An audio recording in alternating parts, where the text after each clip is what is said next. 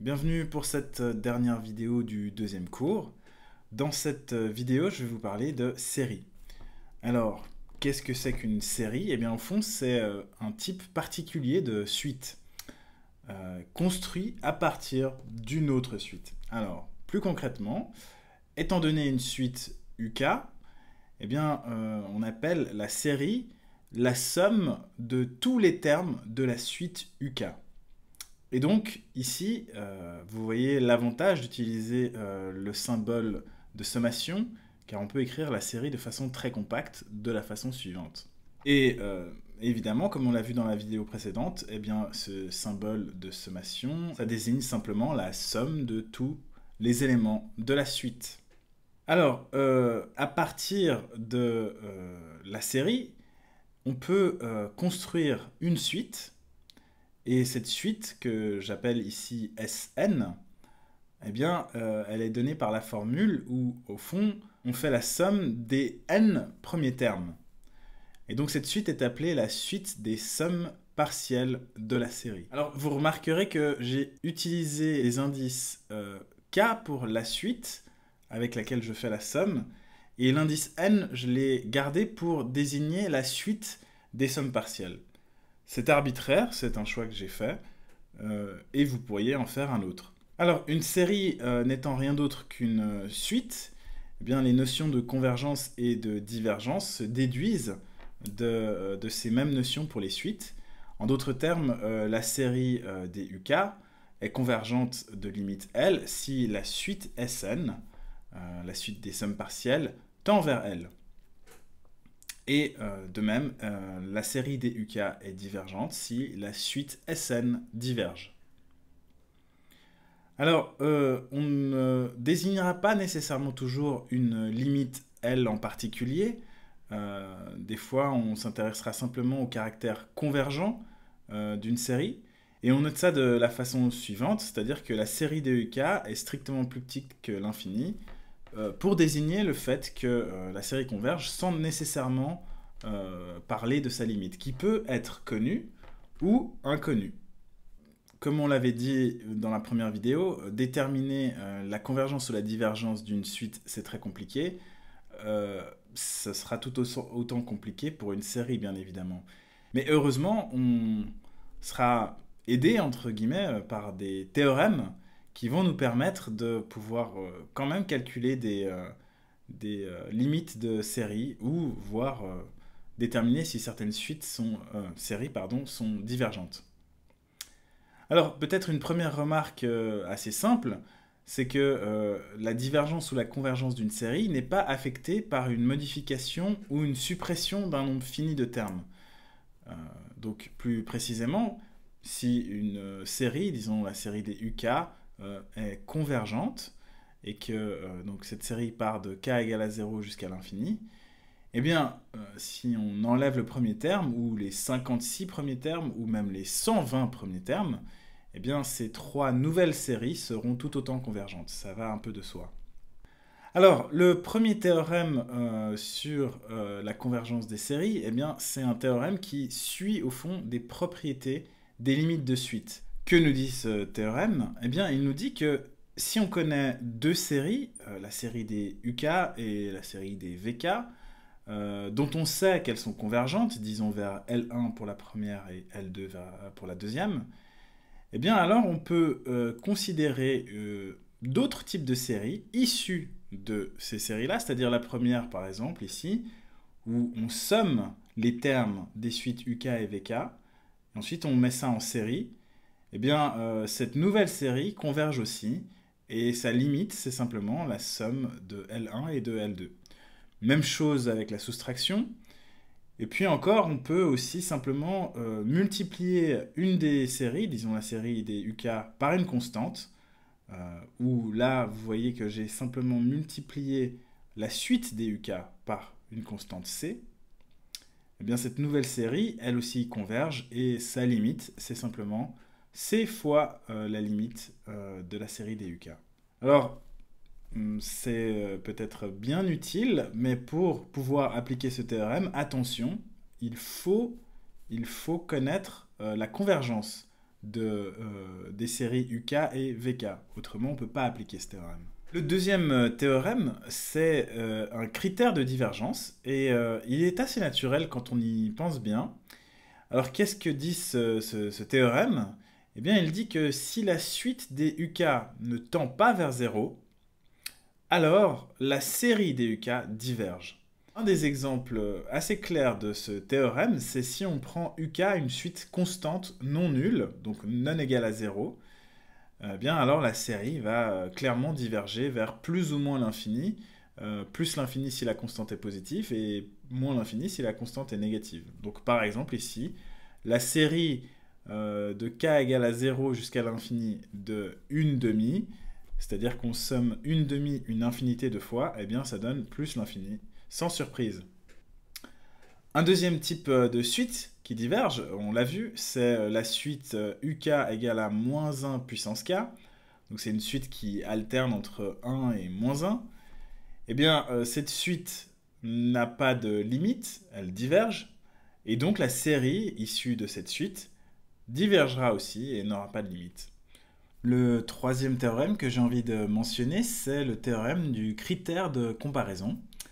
Alors, de quoi s'agit-il?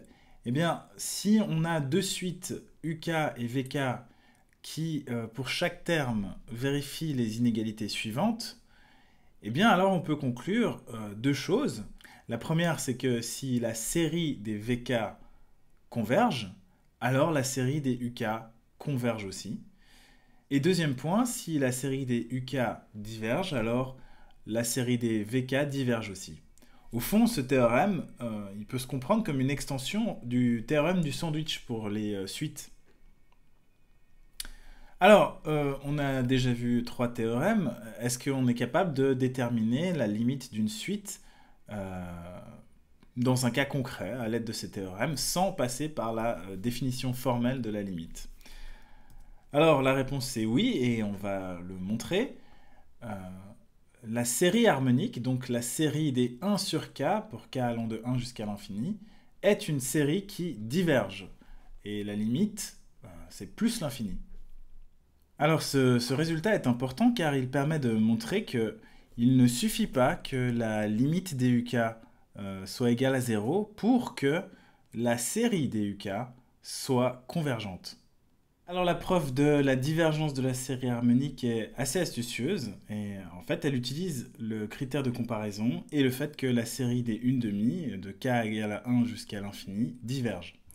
Alors comment est-ce que ça marche? Eh bien en premier j'ai développé la série ici à la première ligne, puis j'ai regroupé certains termes ensemble. Alors ici j'ai regroupé un tiers et un quart, puis les 4 termes suivants, puis les 16 termes d'après, on ne le voit pas, mais c'est dans les 3 petits points, et ensuite je regrouperai les 64e termes d'après, etc. Pour la troisième ligne, je fais la manipulation suivante. Dans chacune des parenthèses, je remplace tous les termes sauf le dernier par le dernier terme. Donc je m'explique, dans la première parenthèse, je vais remplacer un tiers par un quart. Dans la deuxième parenthèse, je vais remplacer les 3 premiers termes par un huitième, etc. Et vous remarquerez que ça justifie cette inégalité que j'ai mis, puisque un tiers est plus grand que un quart, un cinquième est plus grand que un huitième, etc. Alors ce qu'il y a d'astucieux là-dedans, c'est ce qu'on voit dans la dernière ligne, c'est que la première parenthèse, si je fais la somme, eh bien j'ai 2 fois un quart, ça donne 2 quarts, eh bien ça c'est égal à une demi. La deuxième parenthèse, j'ai 4 fois un huitième, c'est aussi égal à une demi. Et si je continue ainsi, au fond, ce que j'ai écrit là, c'est une suite constante.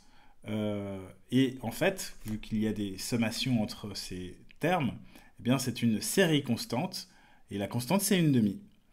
Donc j'ai réussi à montrer que la série harmonique était plus grande que 1 plus la série constante égale à une demi. Et donc je sais que cette série diverge, ce qui implique par le critère de comparaison que la série harmonique diverge. Alors, on a réussi à montrer que la série des 1 sur k diverge. qu'en est-il de la série des 1 sur k carré? Eh bien, ce problème est complexe. Au fond, si on veut déterminer la limite même, c'est très très compliqué. Ça porte même d'ailleurs un nom, c'est le problème de Bâle.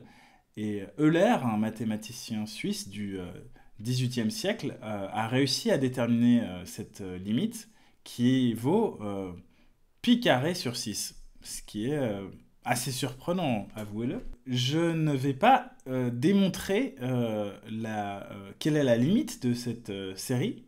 Par contre, on peut montrer que cette série converge, sans déterminer du coup cette limite qui est de pi carré sur 6. Ça, c'est beaucoup plus compliqué. Alors, qu'est-ce que ça utilise? Eh bien, ça utilisera encore le critère de comparaison. Et j'ai ici, en rouge, dans l'encadré rouge, fait la preuve. Alors, comment fait-on? Eh bien, on va trouver ou créer une série accessoire dont on arrivera à démontrer la convergence, puis on arrivera à montrer qu'on peut utiliser le critère de comparaison pour arriver à nos fins. Alors, quelle est cette série? Eh bien, en fait, cette série, ce sera la série des 1 sur k fois k-1. Pourquoi? Eh bien, parce que pour tout k plus grand ou égal à 2, eh bien, on a clairement cette inégalité-là.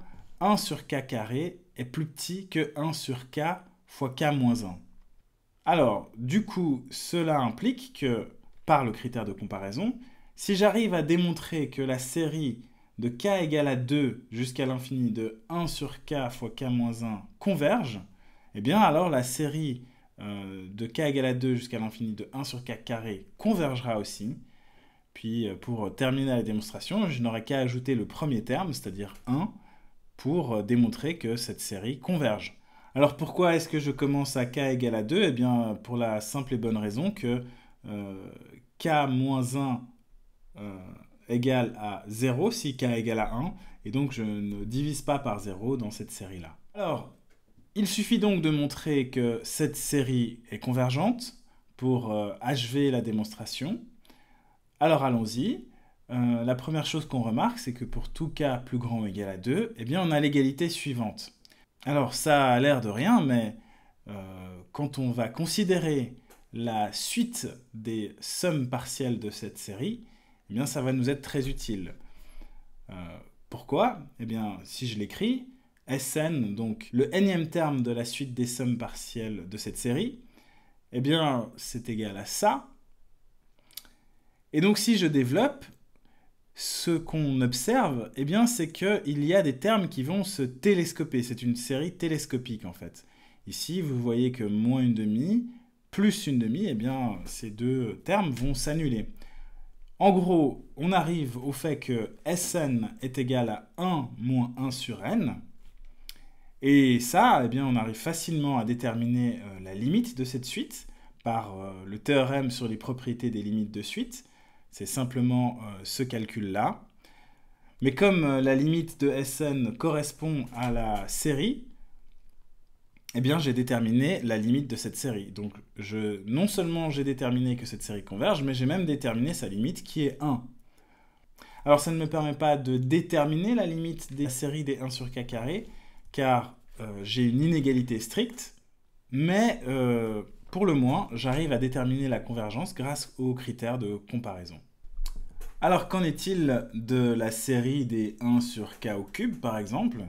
On pourrait aborder cette question avec un peu de crainte, vu la démonstration que j'ai faite pour la série des 1 sur k carré.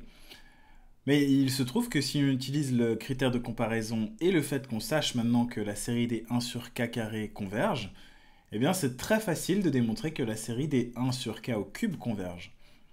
Et pour ça, il suffit de remarquer que pour tout k plus grand ou égal à 1, 1 sur k au cube est plus petit ou égal à 1 sur k carré.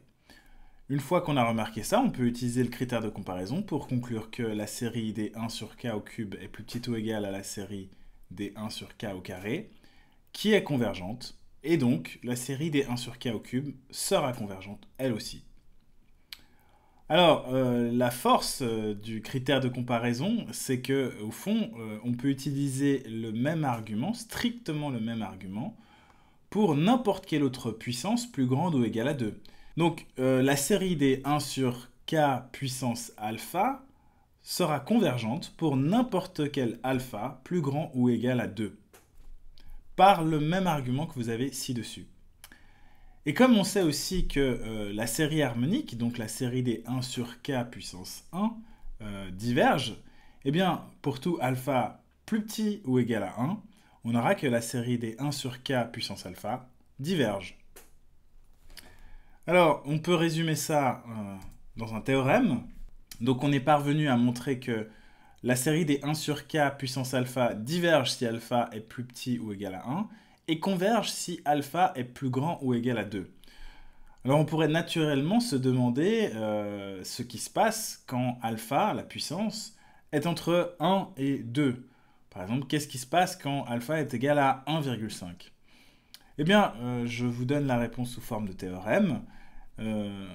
Il se trouve que dès que alpha est plus grand que 1, donc en particulier dans cet intervalle 1, 2, eh bien la série des 1 sur k puissance alpha convergera. Et elle diverge que si alpha est plus petit ou égal à 1. Ces séries, les séries des 1 sur k puissance alpha, ça s'appelle des séries de Riemann. Alors je ne pourrais conclure cette vidéo sur les séries sans parler des séries géométriques. Alors qu'est-ce qu'est une série géométrique? Eh bien c'est simplement une série dont le terme général est R puissance k, où R est un nombre appartenant à R. Donc ici R s'appelle la raison, comme pour les suites géométriques. Alors le théorème de convergence ou divergence des séries géométriques est le suivant. Eh bien cela dépend en fait de la raison. Donc si la raison R est strictement plus petite que 1 en valeur absolue, alors la série converge. Et si elle est plus grande ou égale à 1, eh bien elle diverge. Et en fait, on a même un résultat plus précis. Lorsqu'elle converge, lorsque R est strictement plus petit que 1 en valeur absolue, eh bien on a la formule suivante. La série vaut 1 sur 1 moins R. Alors, en remarque, ici, vous voyez que une formule très utile, c'est celle de la suite des sommes partielles, qui vaut 1 moins R puissance n plus 1 divisé par 1 moins R. Alors cette formule nous permet déjà de démontrer assez facilement le résultat du dessus, d'une part. Et puis c'est une formule que vous risquez de retrouver dans d'autres cours, notamment des cours d'économie. Alors ça conclut la 3e vidéo et les vidéos pour cette semaine. Je vous souhaite une bonne semaine et à la semaine prochaine.